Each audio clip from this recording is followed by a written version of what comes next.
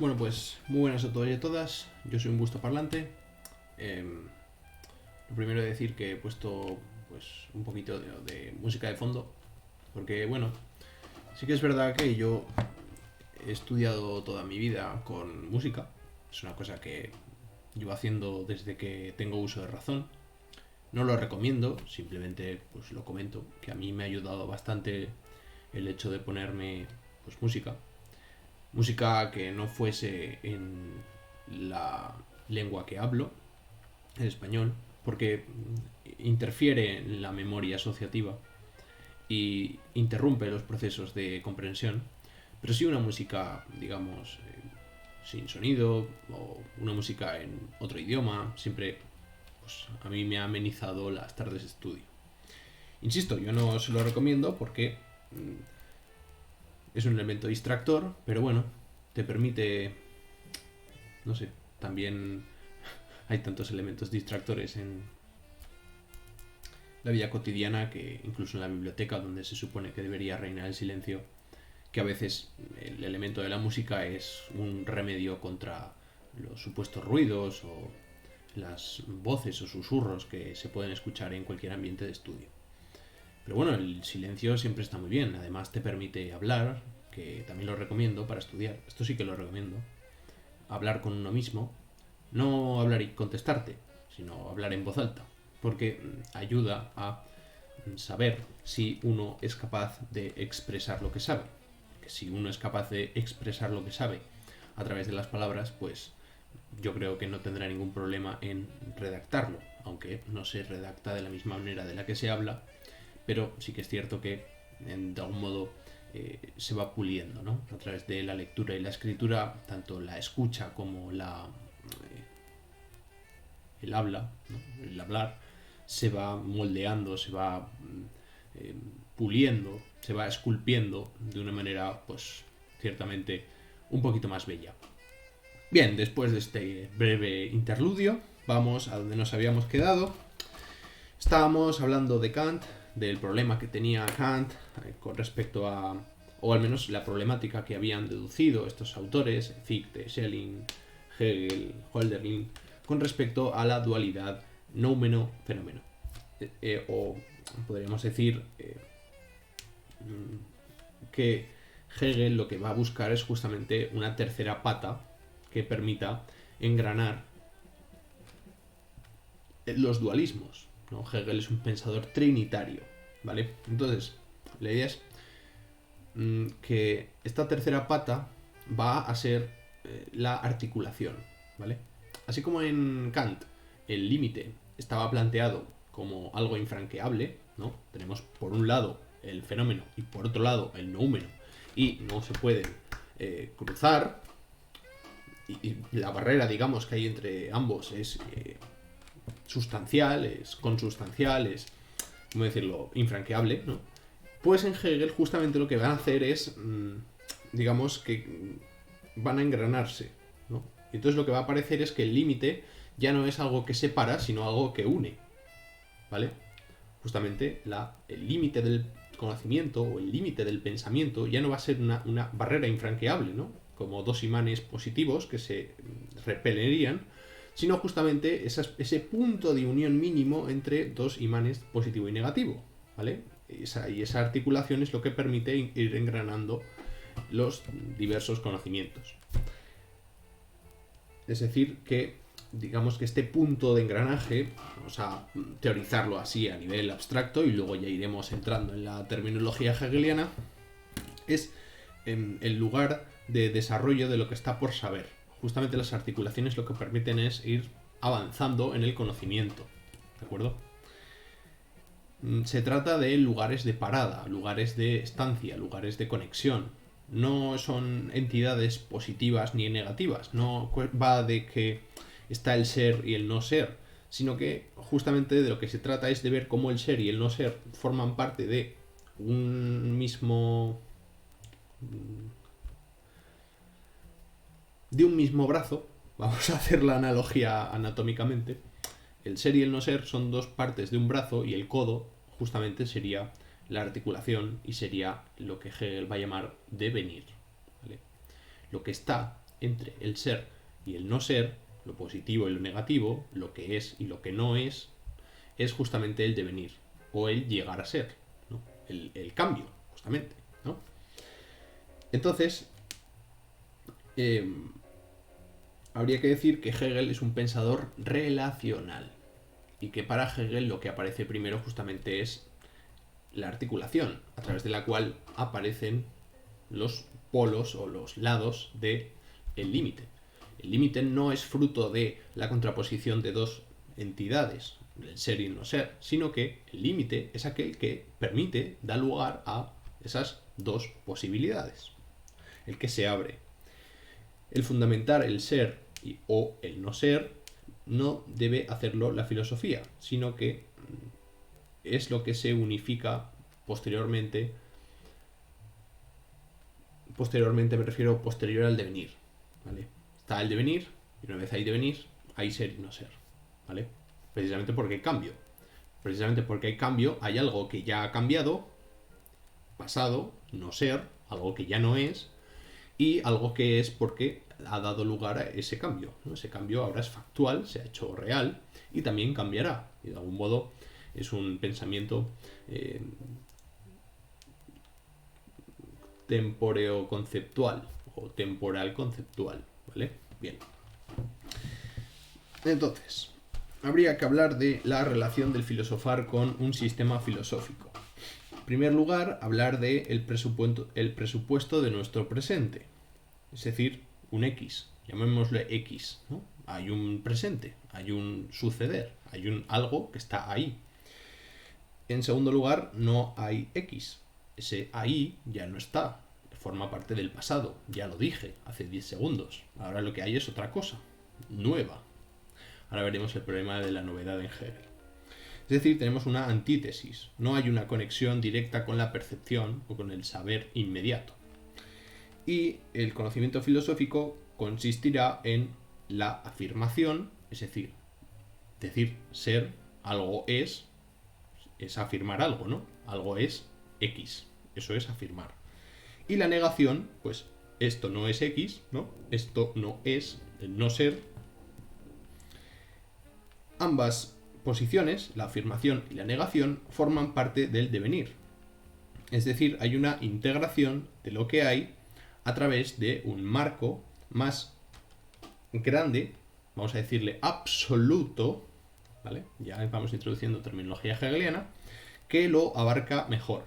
Este marco absoluto de integración del ser y el no ser, de lo que es, que ahora no es, pero que será, etcétera, etcétera, etcétera, una cuestión temporal, es el devenir. Y consiste en quedarse con la esencia desde una perspectiva de la totalidad. Es decir, la totalidad es el devenir, justamente, el cambio. Aquello que no es, pero será, y será porque ya no será, o sea, porque ya fue, y este tipo de cuestiones son un poco así enrevesadillas, cuestiones temporales, sencillamente. Bien, la síntesis, la idea de que primero tenemos el ser y luego el no ser y el marco general que los agruparía, que los aunaría, sería la síntesis, es tal referencia a una totalidad. Totalidad, concepto fundamental en Hegel también, que consiste en una perspectiva que nos permite encajar o que consigue encajar lo sintético. Es decir, consigue aunar en un mismo grupo, en un mismo conjunto, a lo positivo y lo negativo, al ser y al no ser. Es decir, que es capaz de albergar el cambio. Bien. Entonces, digamos que para Hegel lo que existe no es algo que es, sino que la razón va apareciendo ante nuestros ojos. Lo que nosotros percibimos es justamente el devenir, a través del cual, en tanto que articulación de lo que es y lo que no es, somos capaces de dar lugar a esas categorías, ¿no? La del ser y la del no ser, a través siempre de la percepción del devenir. Esta percepción del devenir es la razón, ¿vale? Que consiste en un camino, ¿no? En un recorrido, ¿no? En un ir sucediéndose, en un ir articulándose el ser y el no ser que se van sucediendo a lo largo del tiempo, de la historia, vamos a decir, también. Bien, este recorrido, este camino de la razón es lo que se va a llamar autorreconocimiento. ¿Por qué? Porque consiste en un puro exponerse a ella misma. Las articulaciones que se van sucediendo son justamente los momentos de la razón que van cristalizando primero como positivo, después como negativo y luego como una articulación para algo nuevo. Bien. Entonces, es un camino expositivo. La razón es un camino expositivo, un orden de una serie de unidades expositivas, una serie de momentos de cristalización de la razón, pero que son fugaces, efímeras, ¿no? Bien. Filosofía y sistema, por lo tanto, son momentos del presente que van a ser rumiados, deglutidos, devorados, traspasados, asumidos, superados por la razón, que es justamente la que va avanzando, ¿no? Hegel es el presente filosófico, porque es el que está escribiendo en ese momento. Para Hegel, él es su propio presente, él es la última forma de expresión de la razón. Lo cual no significa que sea el último, o sea, lo cual no significa que sea el presente filosófico absoluto, sino que es el presente filosófico de ese momento. Porque este ya lo tiene en cuenta Hegel. Hegel no es ningún imbécil y ya sabe que él es el presente filosófico porque está escribiendo en su época, está relatando lo que está viviendo, pero habrá un más allá de Hegel, ¿no? ¿Habrá tenido en cuenta Hegel su propio más allá? ¿No? ¿Sabrá Hegel cómo va a evolucionar la razón sin él? ¿O dónde va a llegar a parar la filosofía como sistema más allá de él? ¿Se habrá incluido Hegel en su propio sistema del devenir de la razón? Siendo Hegel el último estadio conocido por él de la razón. Bien, entonces digamos que hay un desarrollo presente de la razón humana y Hegel es su momento presente porque es el que estamos trabajando, ¿no? Si fuera Nietzsche, pues en ese momento sería Nietzsche. Y si es Heidegger, pues será Heidegger. Y si es Paul Preciado, será Paul Preciado, ¿no? Pero bueno, en fin. En 1807 llega la gran bomba, ¿no? La bomba filosófica por excelencia, que es la obra de Fenomenología del Espíritu. Justamente la Fenomenología del Espíritu consiste en ir estudiando cuáles son esos momentos en la historia en los cuales la razón ha ido cristalizándose de determinadas maneras de acuerdo con el propio contexto histórico en el que se estaba dando. Bien, la fenomenología del espíritu, por tanto, es un estudio de las manifestaciones de las formas que ha tenido la conciencia de aprehender la realidad. De hecho, el nombre que quería darle Hegel a la fenomenología del espíritu es ciencia de la experiencia de la conciencia, a través de su historia. Esto último, entre paréntesis, porque lo añado yo, ¿vale? Ciencia de la experiencia de la conciencia. Problema, que claro, el devenir, pues, es infinito, ¿no? Entre comillas, el tiempo no sabemos cuándo acabará.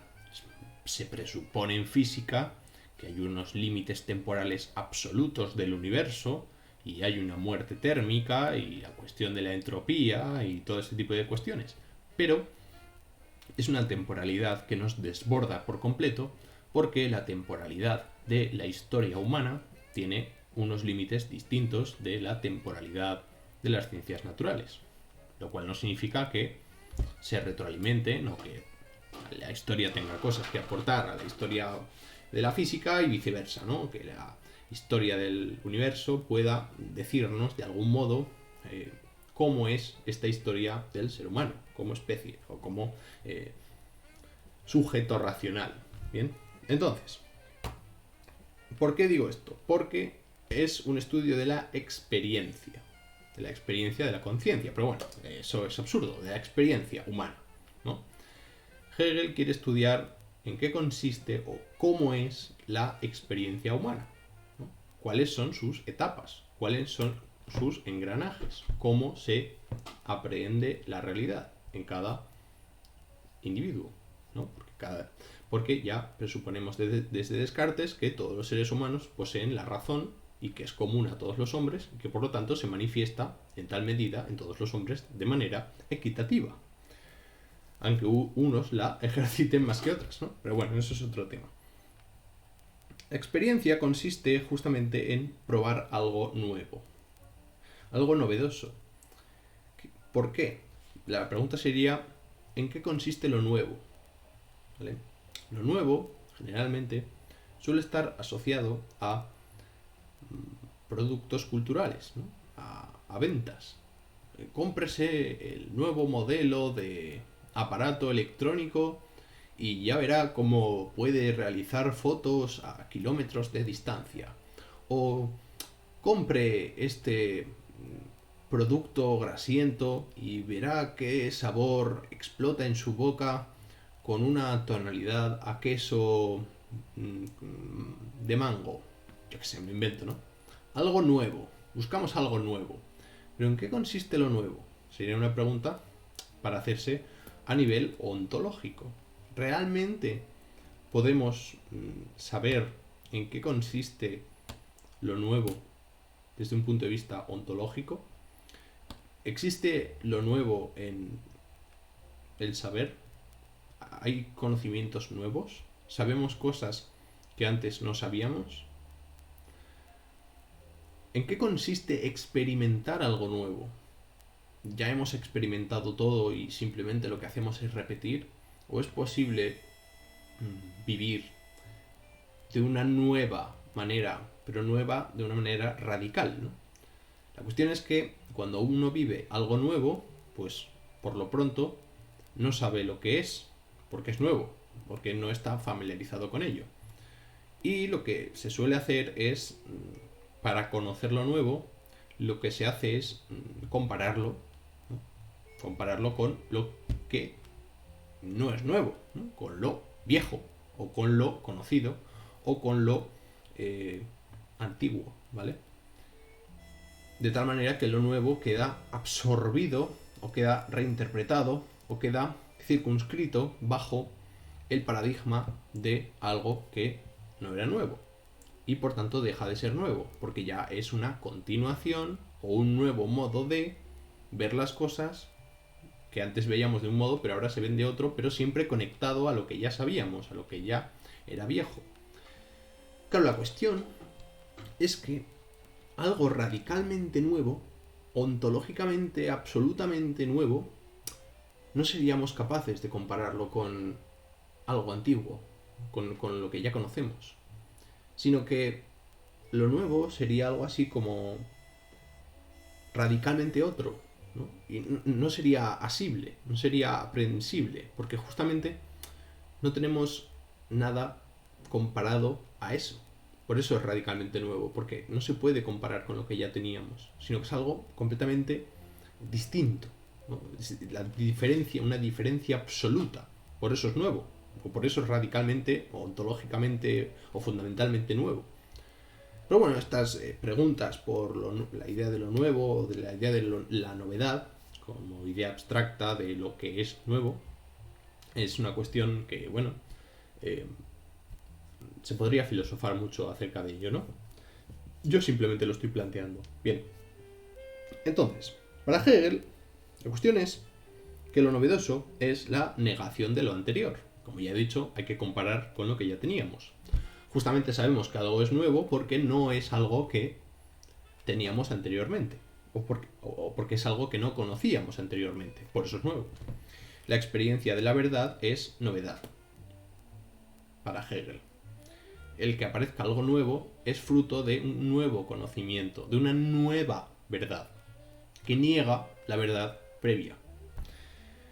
La experiencia de la novedad, en la que consiste la negación, es justamente el cambio, ¿no? La diferencia absoluta.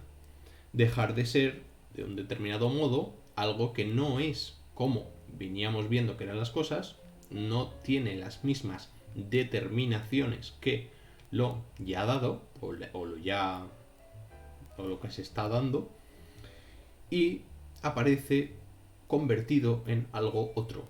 Esas determinaciones están convertidas, son otras, de otro modo, se presentan de otro modo. Por lo tanto, el cambio es la negación del ser, consiste en la muerte. Es decir, cuando aparece algo nuevo que viene a sustituir o viene a reemplazar o emplazar directamente con lo que ya había, podríamos decir que estamos hablando de la muerte de lo que es, la negación de lo que es.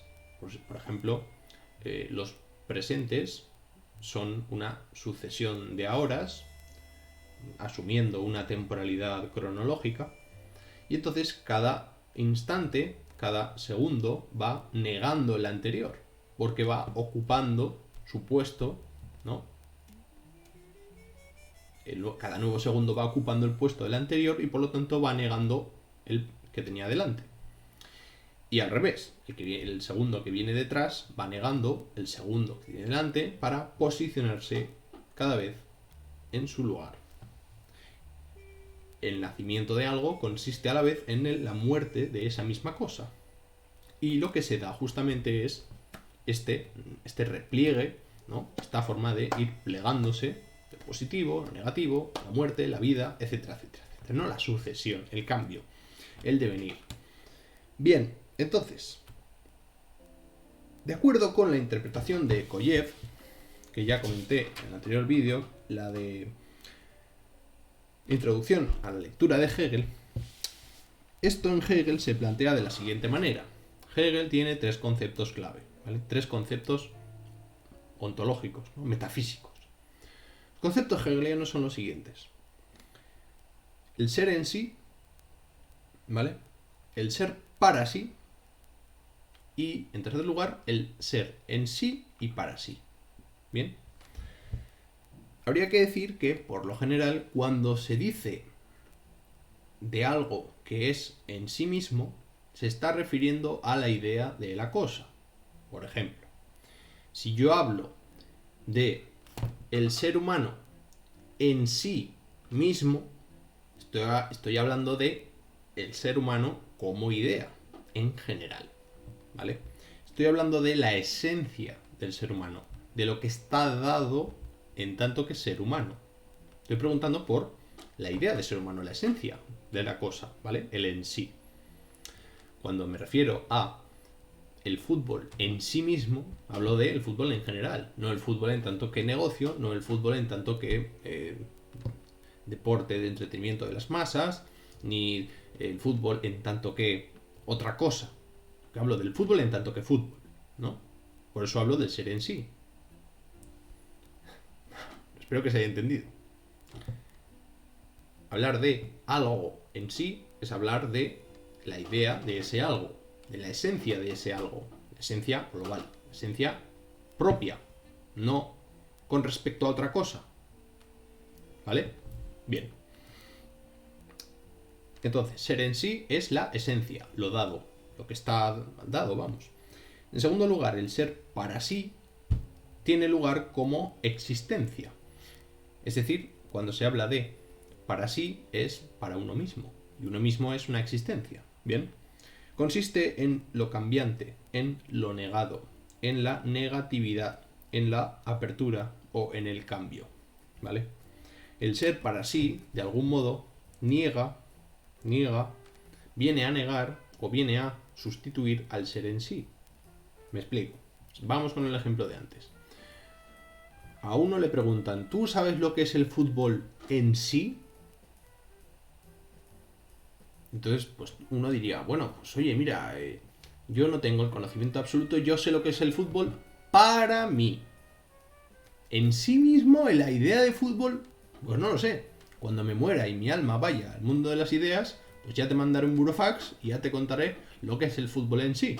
Pero hasta entonces, yo vivo una vida terrenal y estoy sujeto a determinadas pasiones mundanas y tengo una existencia y tengo que hacerme cargo de ella y por lo tanto yo sé lo que son las cosas para mí, no en sí mismas, sino para mí en concreto. Y para mí en concreto el fútbol es otra cosa que no es la idea del fútbol, sino que es, pues, no sé, lo que hemos dicho antes, ¿no? Un negocio, un deporte para las masas, un momento de euforia, un sitio donde puedo ir a desahogarme, o yo qué sé, la pasión de mis amigos, o la pasión de un pueblo, como, en fin, ¿no? Todo este tipo de cuestiones, ¿no? Determinaciones concretas. No abstractas, sino determinaciones concretas, que niegan la determinación anterior general. Bien.